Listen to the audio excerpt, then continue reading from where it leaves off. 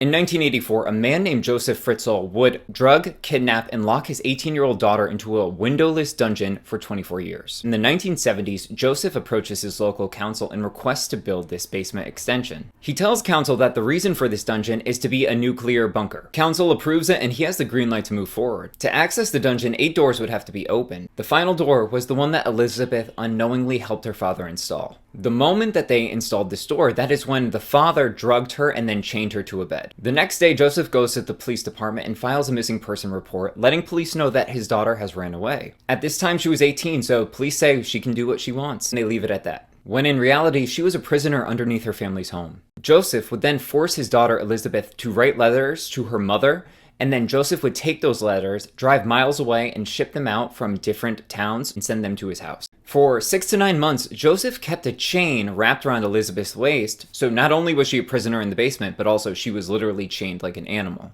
And the only reason he takes it off is because it gets in the way of him assaulting her. Throughout these 24 years, Elizabeth has to tolerate the cold of the winters and then also the heat and the dampness of the summers, essentially making that dungeon like a sauna that she could never escape.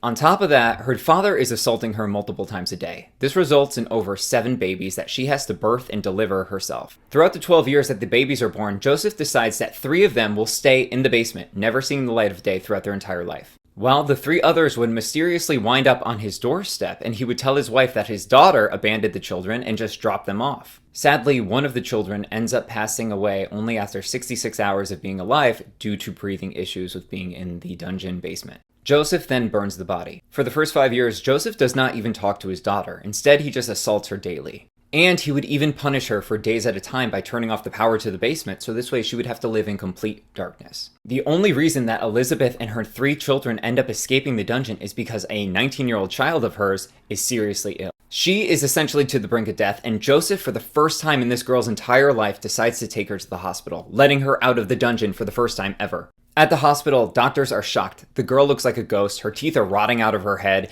and she is barely alive. The media cover this and they beg that the mother of this child please come forward in a chance to save the girl's life since they need to know her medical history. Elizabeth sees this on the news in the TV in the dungeon and begs her father to let her out. Joseph, who is now an old weak man, lets her out for the first time and lets her go to the hospital. Once at the hospital, police question Elizabeth by herself and they say, "We're going to charge you with child abuse due to the condition of your daughter."